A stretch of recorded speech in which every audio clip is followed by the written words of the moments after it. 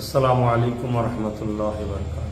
নিশ্চয়ই আপনারা অবগত হয়েছেন, আগামীকাল ৬ ডিসেম্বর ভাঙর বিজয়গঞ্জ বাজারে ওয়াকফ বিল সংশোধনের নামে কেন্দ্র সরকার ওয়াকফ সম্পদকে হরণ করার যে একটা ষড়যন্ত্র করেছে, তার প্রতিবাদে এবং ওবিসি যেটা আমাদের যার মাধ্যমে তবু সংখ্যালঘু মুসলিম সম্প্রদায়ের যে একটা চাকরি পেত, সেটাকেও যে আজকে বিরাট পরিকল্পনাভাবে রুখে দেওয়া হয়েছে, তারও বিষয় নিয়ে এবং বিশেষ করে মাদ্রাসা শিক্ষা ধ্বংসের মুখে যে ঠেলে দেওয়া হচ্ছে, এইসব ইত্যাদি বিষয় নিয়ে যে আগামীকাল ভাঙর বিজয়গঞ্জ বাজারে ৬ ডিসেম্বর যে প্রোগ্রাম করা হয়েছে, নিশ্চয়ই আমি জানি আগামীকালটা শুক্রবারটা একটা মানুষের একটু সমস্যা হয়, তবে ৬ ডিসেম্বরটা শুক্রবার পড়েছে। ৬ ডিসেম্বর এই জন্য আমরা ঠিক করেছি, ৬ ডিসেম্বরটা নিশ্চয়ই আমরা সবাই অবগত আছি, আমাদের জন্য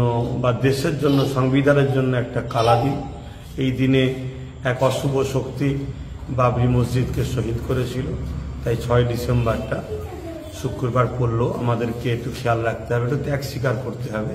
আমার প্রত্যেকটা ভালোবাসার মানুষ, বিশেষ করে যারা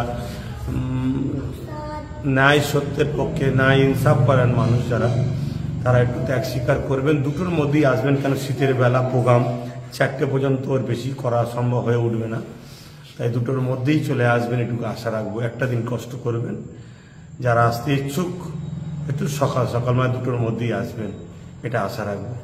সকলে সুস্থভাবে আসবেন, আইন শৃঙ্খলা বজায় রেখে আসবেন, আইন শৃঙ্খলা বজায় রেখে ঘরে ফিরবেন, এটুকুই কামনা রাখবো আল্লাহর কাছে।